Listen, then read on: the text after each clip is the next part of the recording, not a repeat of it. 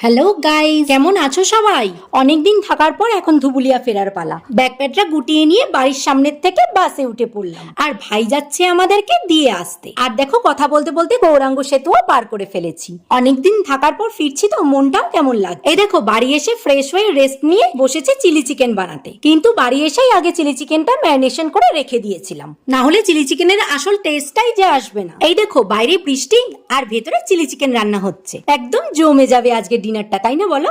এরপর ময়দাটাও মেখে রেখে দিলাম। তারপর সন্ধ্যাবেলা চা খেয়ে ভাই বলল চল দিদি শ্যাডোকে আদর করে আসি। তাই ভাইকে নিয়ে আসলাম দিদি ভাইদের বাড়ি। আর ভাইকে দেখে শ্যাডো তো খুব আনন্দ পেয়েছে। আনন্দ পাবে না? আমার ভাই যে ডগ লাভার। আর এত আদর খাওয়ার পর শ্যাডো আবার ভাইকে বাড়িয়ে যেতে দেবে না। দেখো কিভাবে আটকে ধরে আছে।